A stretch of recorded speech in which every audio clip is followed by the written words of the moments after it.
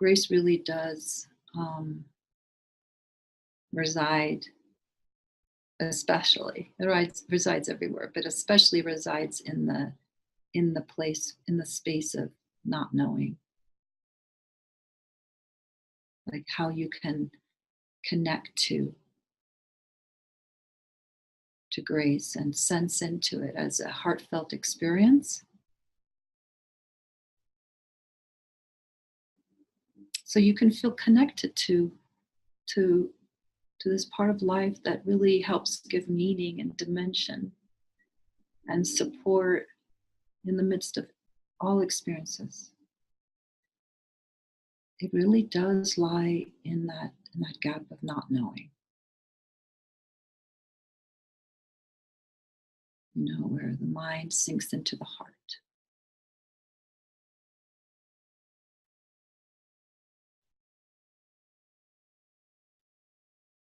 So if you want to know what you can do, like how can I access grace more? It's a good question, right? It's a very good question. We can certainly pray, but sometimes our prayers are more like begging. And we can get so busy wanting a different experience that we're just too noisy to listen. I'm not saying that wanting things to be different or even praying heartfully saying I would really like some grace and this and this and this and this is wrong. It's just that it might be overlooking the small voice that is saying, I'm right here.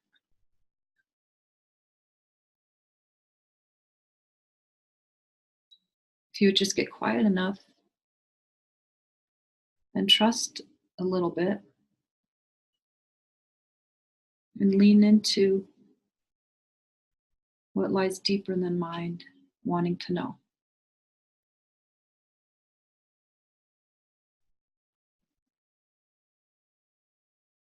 And then just see if you can open in a feeling way and sense your way there.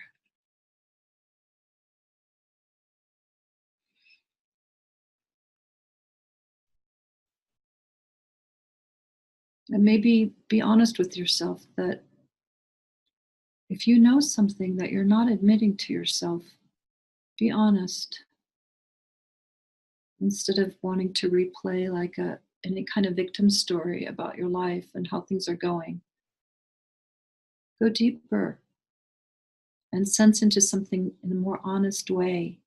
What do you know that maybe your mind doesn't want you to know? What does your heart know?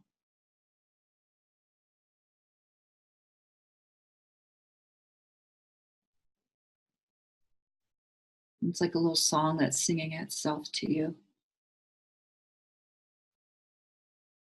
And it's just waiting for you to be ready to be honest enough with yourself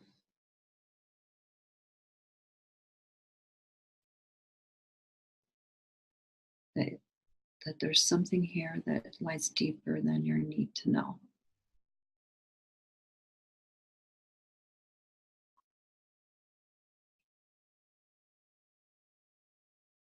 And there's something that's more true.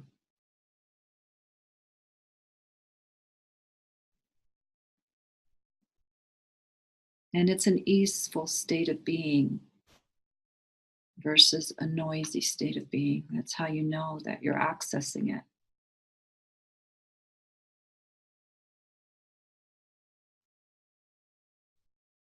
And that's just really truly letting go of our need to know and orient ourselves around a pattern of there's something wrong with this experience or with my life.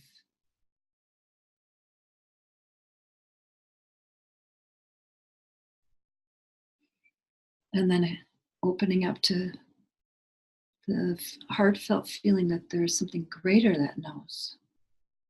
And can you trust that? Something greater. Enough.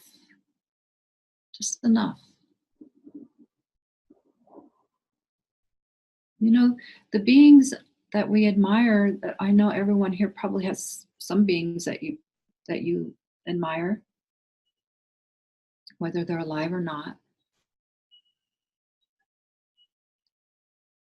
Do you think that their lives were necessarily easy and seamless just because they were in touch with grace and what grace meant, what love really is, what truth really is? You think that they were able to master and forever have difficult experiences go away because of that? Do you see how our naivety is here? Where we think we're somehow a victim to life because we can't manipulate reality enough. And perhaps if we woke up enough, we think, we hope, we imagine, or maybe it's this unconscious um, desire. If we wake up enough, if we're present enough, holy enough, whatever it is, that we're going to master the elemental world enough to make things go our way. Doesn't mean that at all, right? So we're all in the same boat. Our perspectives may be different in the boat and how we view the elemental world and what's happening, but we're in the same boat.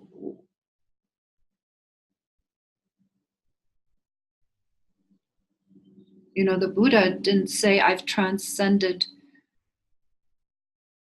life and made all suffering go away by seeing what's true. He said life is suffering and and there's a seamless whole reality in which suffering is a part of it. And there, you don't have to feel like you're drowning because of suffering. If you have a sense of this, a taste of it, an understanding of what lies deeper.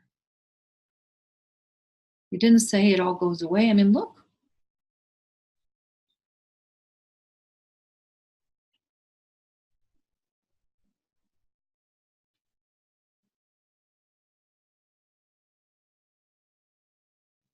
We can get in right relationship with truth, understanding it.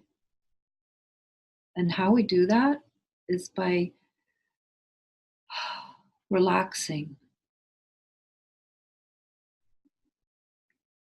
and realizing that our desire to move away and to escape pain is creating more pain. It's creating more suffering. And then we're denying reality, the intelligence of reality. And I understand it. There's things I wish were different in my life and in the world for everyone.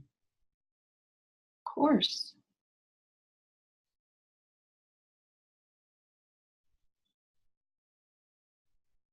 And we become extremely sensitive the deeper we go into opening. Many of you here know that, right? You become more acutely sensitive to suffering, acutely tender. And as you open, and you stop turning away from what's right here, the impact is tremendous. But it is what we are that we're being impacted by. For whatever reason. Maybe there are some realms and planets, let's just say, dimensions, where there's less duality and less suffering, and maybe no suffering, right? But here, in this place, can't pretend. But what we can work on are a lot of things. It's how we're meeting reality, what we're doing with it up here.